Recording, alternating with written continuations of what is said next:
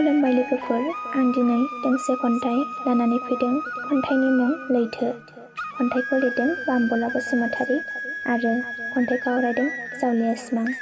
फैदो बिदिब्ला बिथांनि खन्थाइखौ खोनासंलांदिनि।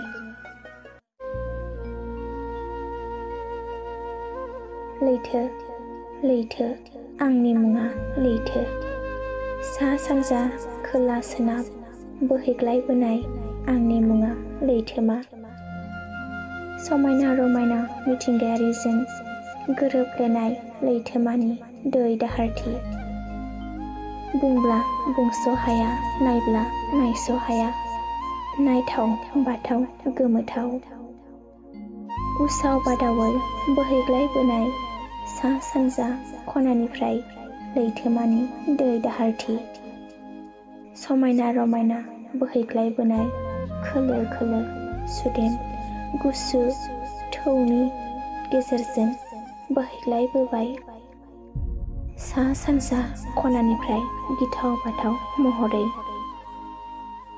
लैथोमानि दै दाहारथिया फारि फारियै बोहैग्लायजोब्बाय। सोमखोर समायना साग्लोबसारबाय समायना रमायना महरै। लैथोमानि दै दाहारथिया साग्लोबसारबाय गिथाव बाथाव महरै।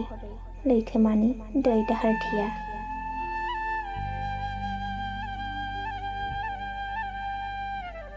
एसेनोसै खन्थाइया, गोजोन्थों।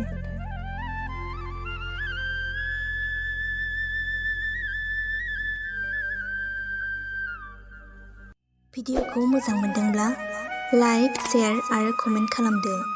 लोगोसे जोंनि जावलिया सिमां इउटुब चेनेलखौ साबस्क्राइब खालामदो आरो फेसबुकआव नायदोंब्ला जोंनि जावलिया सिमां फेसबुक पेजखौ लाइक, फल' खालामदो। एसेनोसै, गोजोन्थों।